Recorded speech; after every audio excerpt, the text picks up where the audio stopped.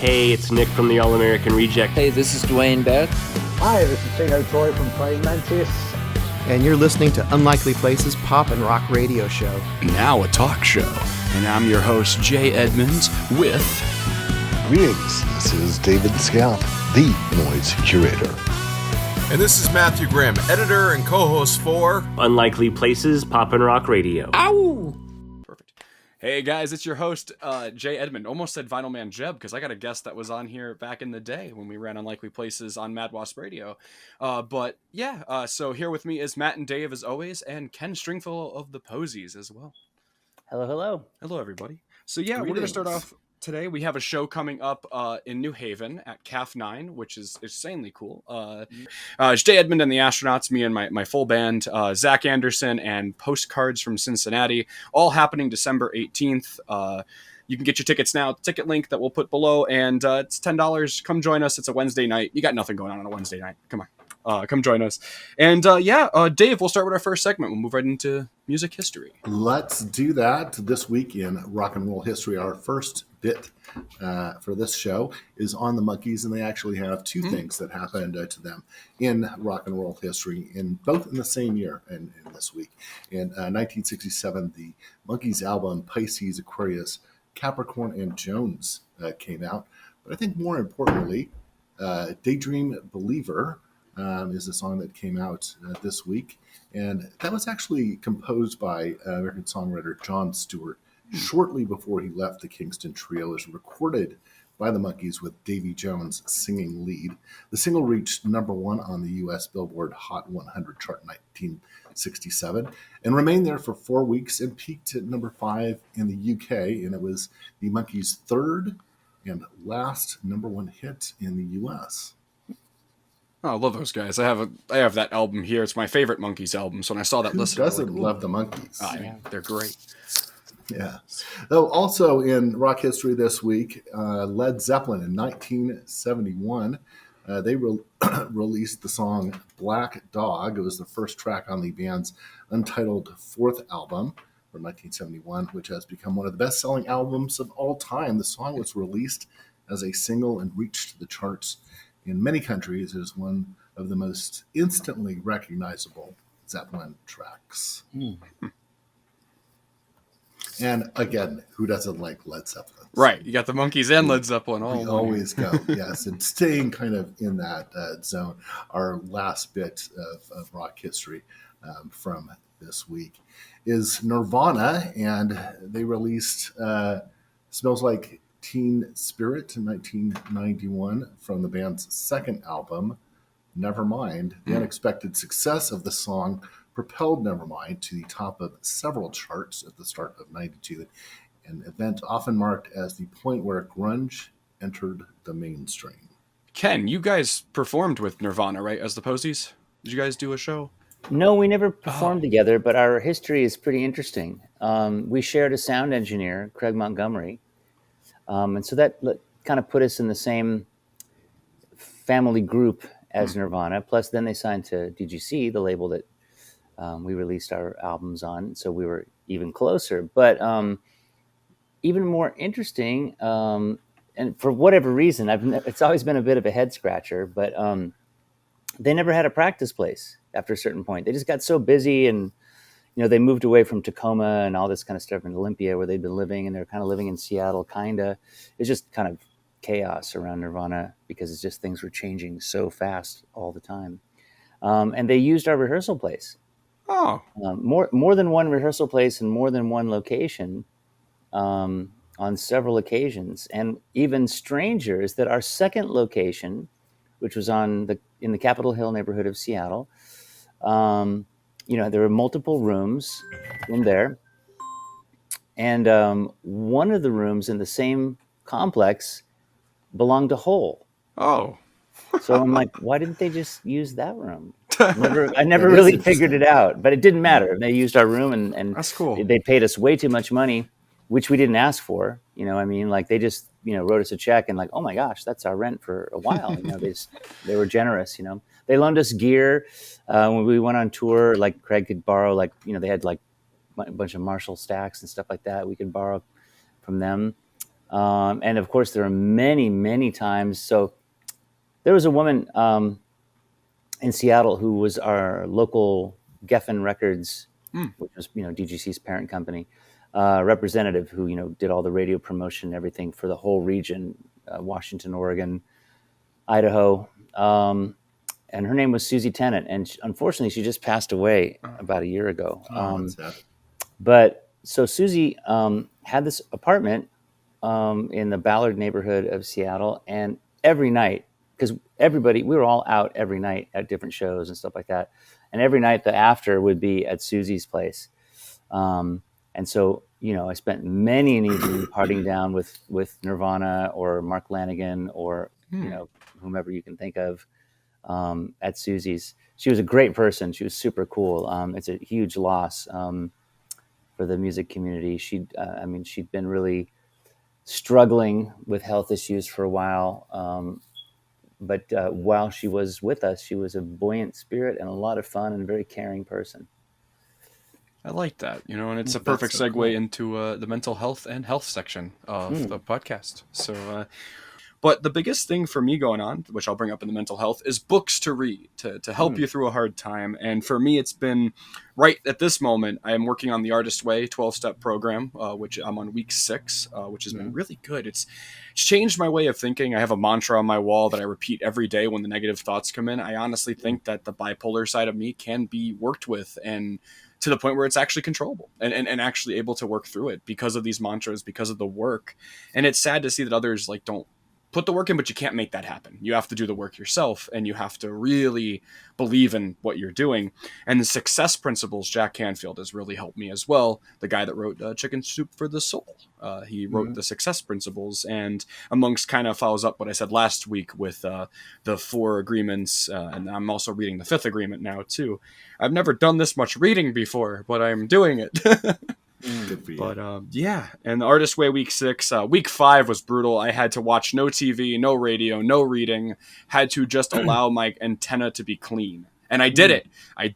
But I'll tell you, I think Friday was the hardest because it was the day knowing that I could go back to TV. And I was like, oh, that's why I have nightmares, because I watch too much TV at night. Damn Friends episodes and Seinfeld causing my problems. No, but it was a lot. It was. I know you and Matt and I talked too about how it's a pain.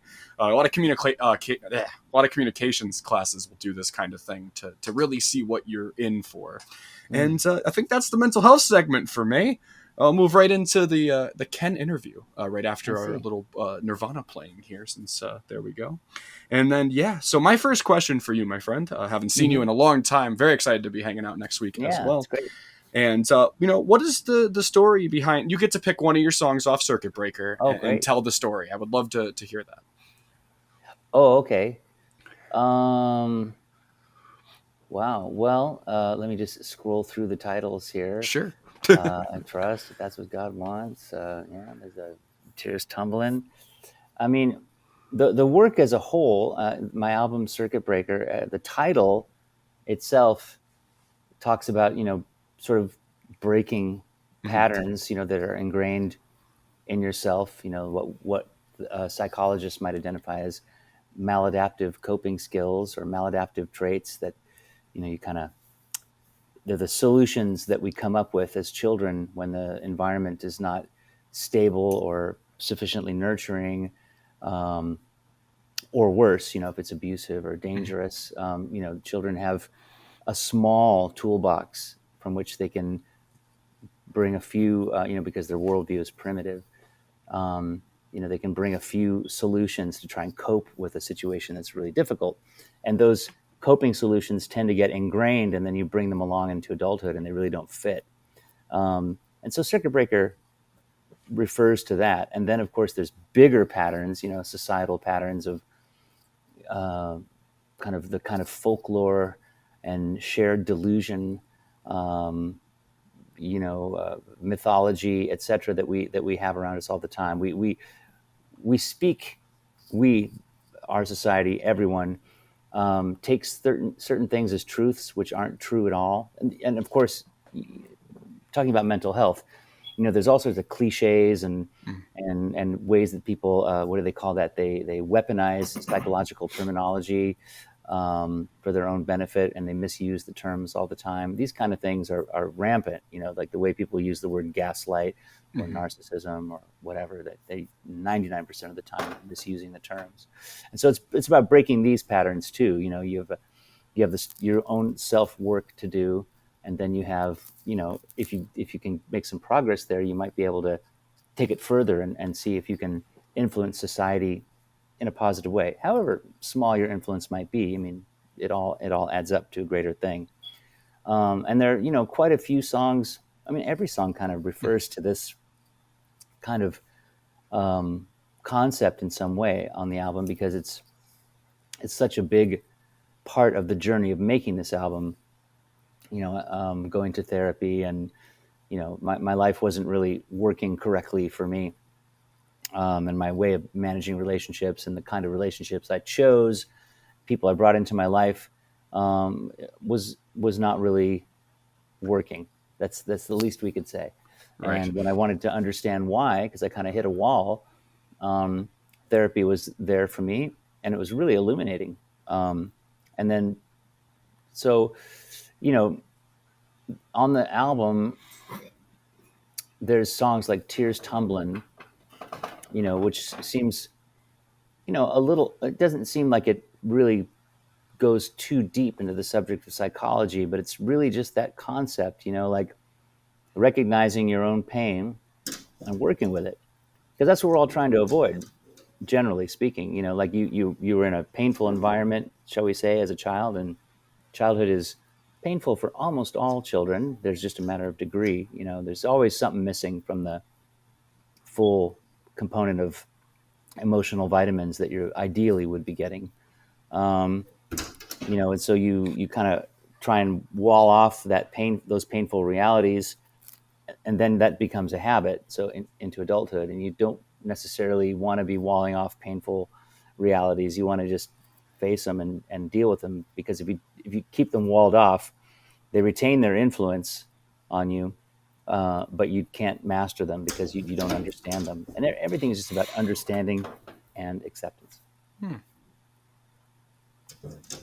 That's a great point. I like the idea of, like, and that kind of fits in with the success principles and the 4 agreements and the books upon books I'm reading, kind of goes back to that fundamental idea. And it's why I wanted to bring you on the show as well.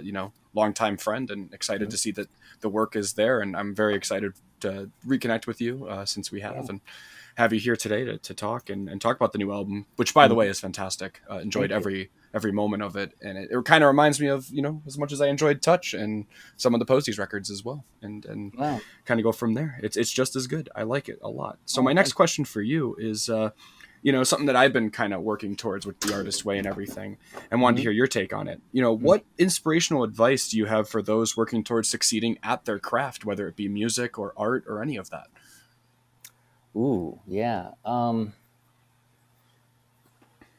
It's funny because the craft really hasn't been my priority for a long time, because for me, getting a grip on myself from an emotional, psychological, mental health point of view was the priority.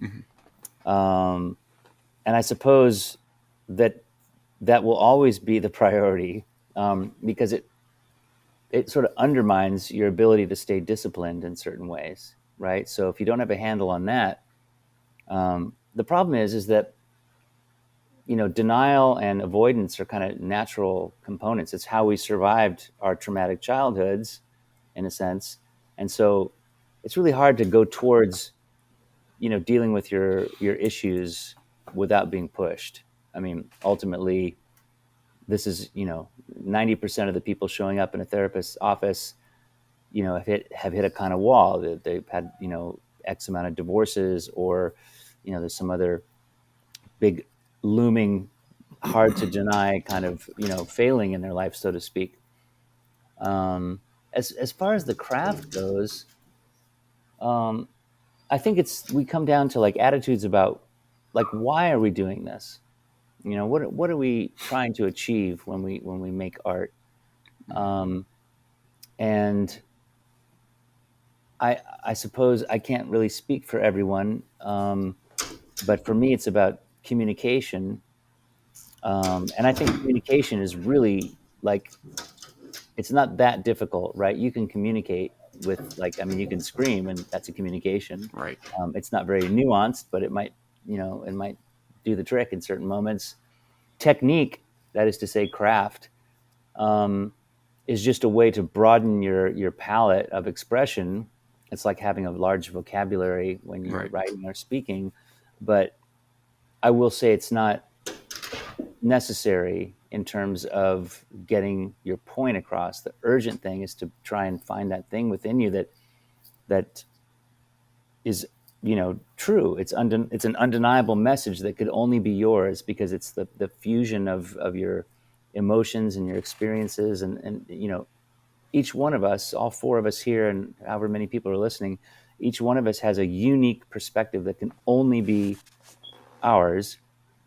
And at the same time, we're having the human experience, which is universal. It's a sort of relationship with joy and suffering that we have to manage.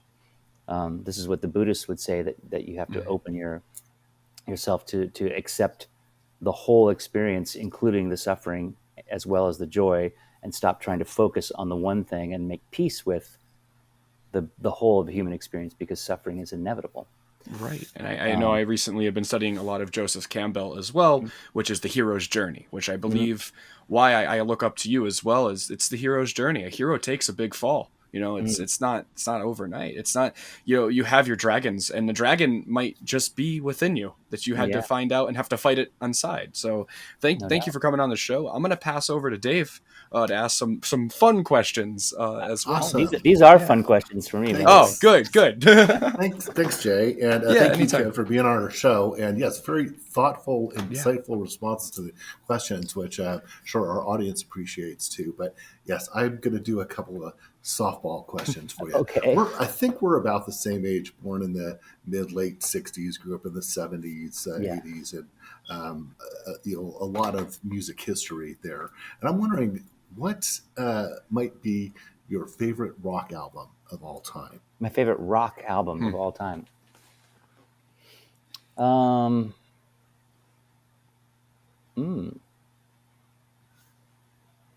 Yeah. Well, there's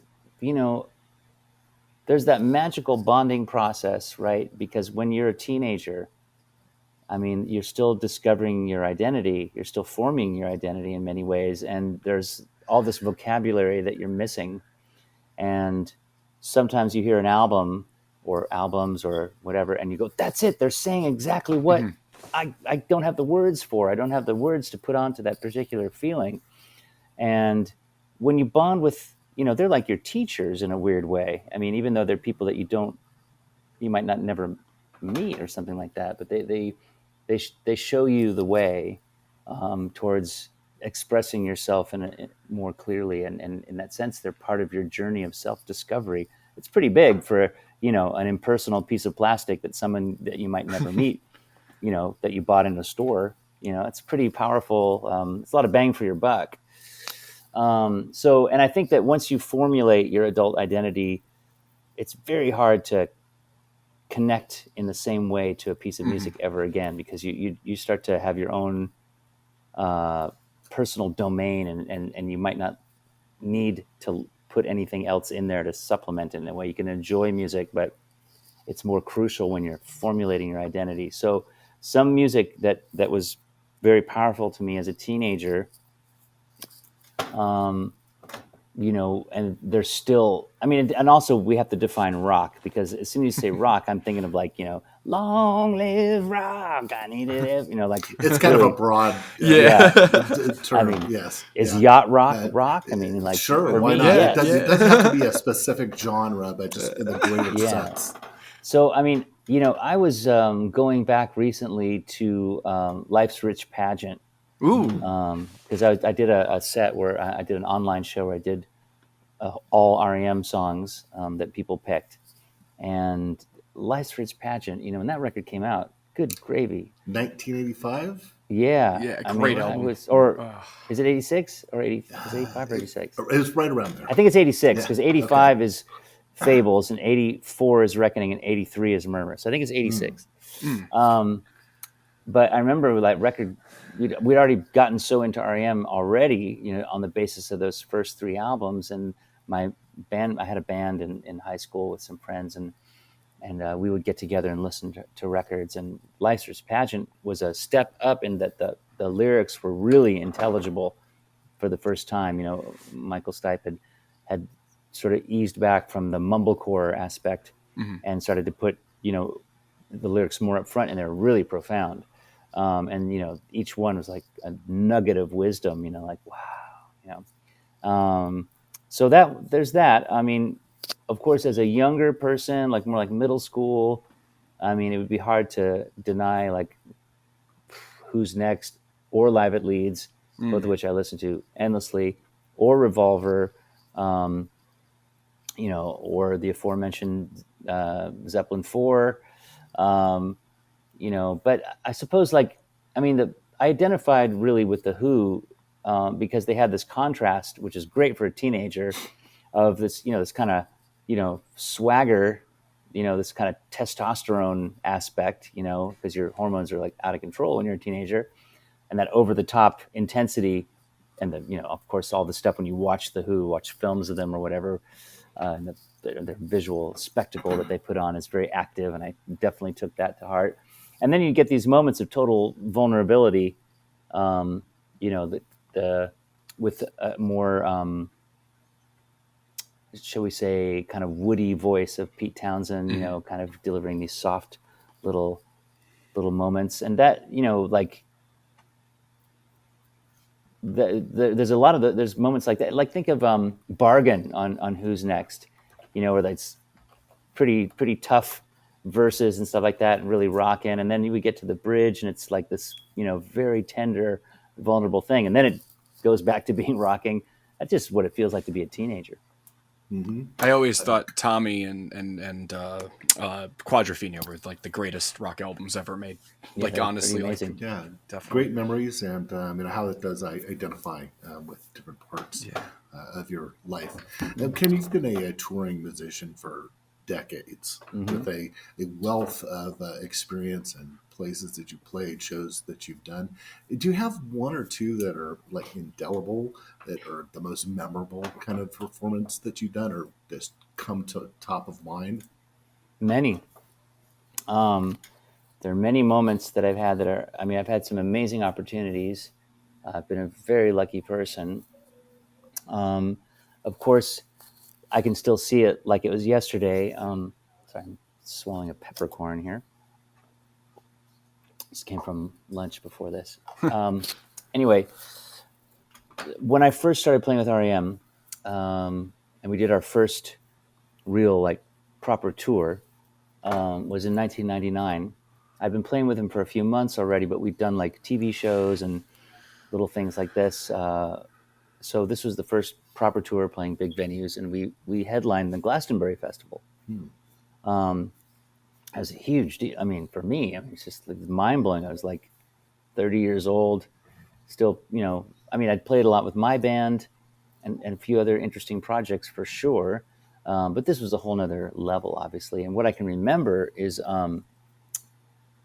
we did Everybody Hurts, and I'm looking out, on the main stage of Glastonbury, and I can just see, you can't see the end of it, actually. There's kind of some hills and stuff that kind of rise up. It makes a natural bowl near the pyramid stage after a certain point. And it's just, there's no stop. There's no end to the crowd. It just goes to every horizon. And then when we did Everybody Hurts, there's the cliche of the lighters, but it really happened, and they start to go out, and you just see it it takes it's like a wave. It takes a while for it to get out there and propagate. And I was looking at that going there's at least 25,000 more people out there than in my entire hometown. And I'm that's just, I remember just looking at that going, whoa, that's wild. That's on the big scale, so it's interesting for sure. But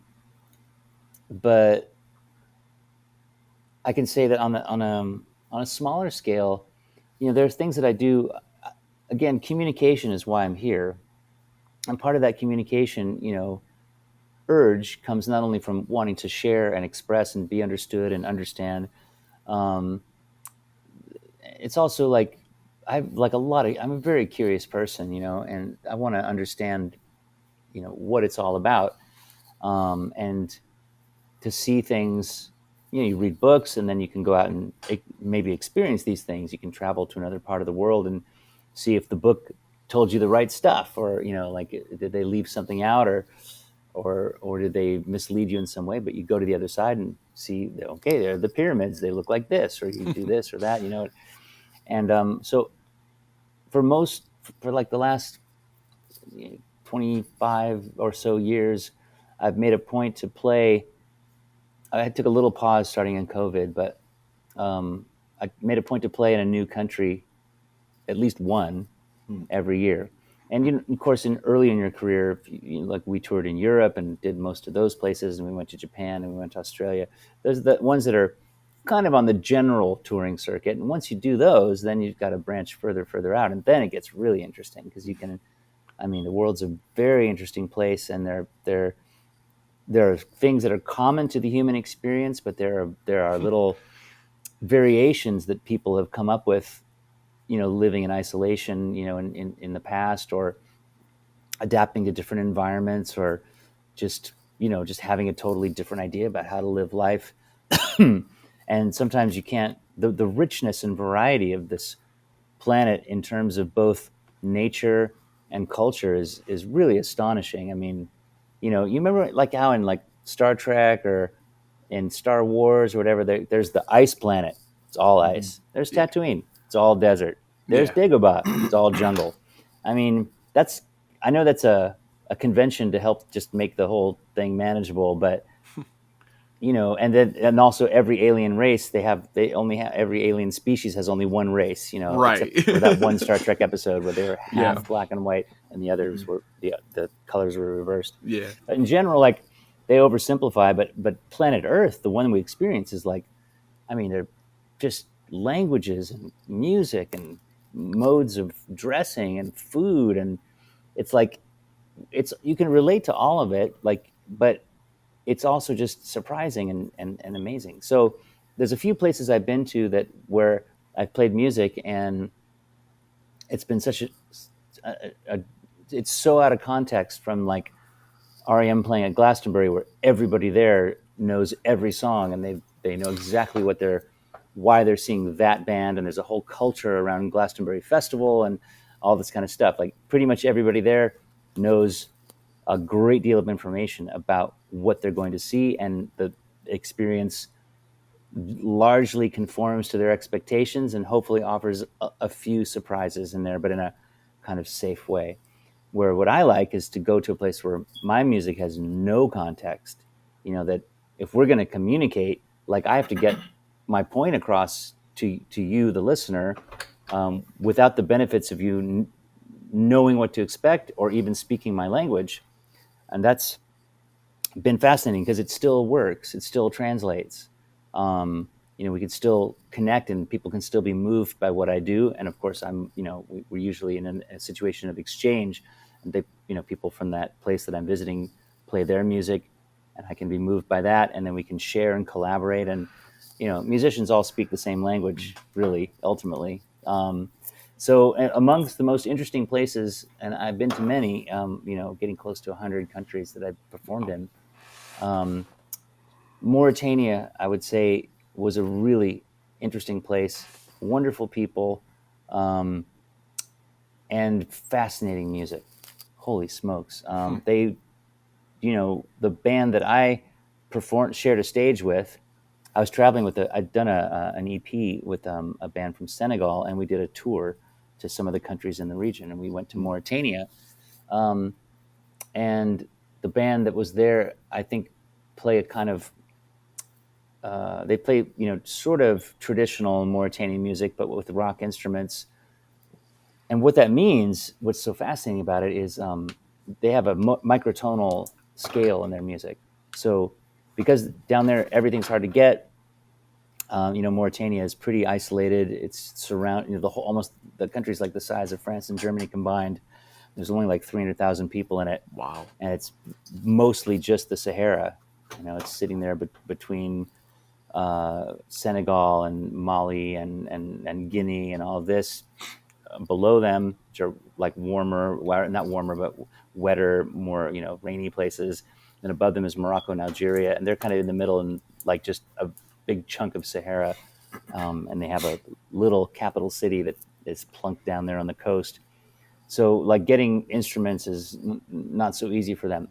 So they recycle like old stuff. What I saw, this band that I played with, Jabril, like they had like Japanese guitars from the 60s, and they'd kept those maintained, and then they had old radios from like the 50s and 60s that they turned into amps, and they put a jack in it and all this stuff. And so, but the craziest part is the microtonal part, where like a guitar has 12 frets normally. They had like 60. Whoa. They had like 3 to 5 notes between every one of our notes. Whoa. And I was just, and it sounds crazy sounding, of course, because it's going through these distorted radios and like super cool. It's just amazing. But Mauritania is very, so they're a nomadic culture for most of their history, and some still live that way. But then the French, they became a French colony, and then they, like most of French West Africa, they became independent in the 60s. And just because of the way they have always been, and because they're just surrounded by the desert, they're really unique. They're their take on everything, and they don't get a lot of tourism, and now they hardly get any. There was like an incident where some tourists were killed, maybe 10 years ago, and that nobody really, it's not so easy to get there anymore, or not considered safe or whatever. I can say from my experience, I had a marvelous time, and of course, everybody I met was incredibly gracious, and they were human beings. What can I say? Yeah, fascinating, and thank you for sharing those stories with us. We're going to move over to Matt and let him ask a couple more questions, if you can. Yeah, sure. All right. So my question is, growing up myself in a small town, what was the hardest album to find in a small town, or not necessarily in the small town, but the hardest album to get because you live in a small town? Well, most of them, I would say. It was really random what came to our town. Our town had a university in it, but it was still, the 80s, pre-internet. Like the magazine choices that you had were generally fairly mainstream, and so they left out a lot of the interesting stuff. And then you could get Maximum Rock and Roll, which was focused on punk, and so anything that fell in between like mainstream and punk was sort of is a little bit chancy if you'd even hear about it. But I can tell you one. When I was in high school, I was doing some yard work at a friend of the family. This is the summer between my freshman and sophomore years in high school. And because of the location of their house, I could get a radio station in Seattle that I couldn't get at home. And so I was listening to, because this was like a new wave station, so it was really cool, and you wanted to get that stuff. So I was listening to the station, and then I heard this song that was like, it knocked my socks off. I was like, what the hell is this? It sounded kind of old-timey with the chord progression, and it sounded kind of like the Byrds. It really had this soaring chorus, but it had kind of a roots rock kind of feel in the verse, and I was just totally mesmerized by the song. I'd never heard anything like it, and it wasn't back announced. So then I had to, I was like, what the hell? I got convinced that it was J.Edmond's because of the roots rock feel. And right around this time, another neighbor, family friend, had a satellite dish, and the first time I could watch MTV, and there was this J.Edmond's video that was really popular on early MTV. They played it in heavy rotation along with Sharp Dressed Man and a couple other staples of that time. So I thought, well, maybe it's Dave Edmonds. It kind of, he's a rock, like a roots rocker. I get it. I'd read about him in Rolling Stone, blah, blah, blah. So I'm totally barking up the wrong tree until I picked up a copy of Musician magazine. And there in the very back was a little tiny article, just a few paragraphs about this band called R.E.M. And in there they mentioned the song Radio Free Europe. And I said, I'm sure that song I heard, they were saying Radio Free Europe. That's it. That has to be the group. That has to be it. And then it was just a matter of waiting, because there's a Crossroads in downtown Bellingham, Washington, where I grew up, that had a couple of record stores, and one that was primarily new and one that was primarily used records. And I would just go and pick through those, and just no dice. This record just didn't exist. And one day I had the intuition. Kitty corner. Well, there's 4 corners. One corner was the bus station, 2 corners with record stores, and another corner there was a head shop. And I said, well, I know they've got a little metal on the counter, a little metal turning rack of cassettes. I'm just going to go in there and check it out. You never know. And they had a copy of Murmur on cassette. And I bought it, and that was just it. The whole record, it was just blew my mind. It became a very important album for me. Awesome. The R.E.M. is one of my favorites as well. Got them, right next to the Posies section on my shelf here. I've had for years, and always enjoyed Stipe's vocals so much, because his vocals are so different from the power. And then they used mandolin. It was like, what are you guys doing? This is like defined college rock era, which was amazing. But Matt, I'll have you introduce our pop culture segment as we come towards the end of our show today. Ken, thank you. That concludes the interview section, and you're welcome to join in on the pop culture as well. And we'll go right in. Matt, if you want to choose 3 of these, it should be good. Okay, so just a quick mention. This is kind of just me coming from a personal thing. I have to give a shout out. So on Netflix right now, I haven't had a chance to watch it yet, but I know the subject matter of it. There's a documentary on Elvis, of which this what it's a documentary on is the what got me into music to begin with, his 68 comeback special. So I just want to give a shout out for that, because I think it shows the Elvis that I was influenced by, and I think it'll give people a different light on his character and stuff. So that's pretty cool. And I believe there's, let's see what else we got. Okay, so Primus is looking for a new drummer. Anybody drum? Primus is looking. Put it out there. Their longtime drummer Tim Alexander quit in October, and so they're looking for somebody that has the chops but also could fit in the pocket. Mm-hmm. They're looking all over, so any drummers out there, keep that in mind. And lastly, Beyonce has been nominated, has quite the few nominations for Grammys for her latest album, Record of the Year. For Record of the Year, Texas Hold'em. Mm-hmm. Album of the Year, Cowboy Carter. Song of the Year, Texas Hold'em. Best Solo Performance, Bodyguard. And Best Duo, Levi Jeans with Post Malone.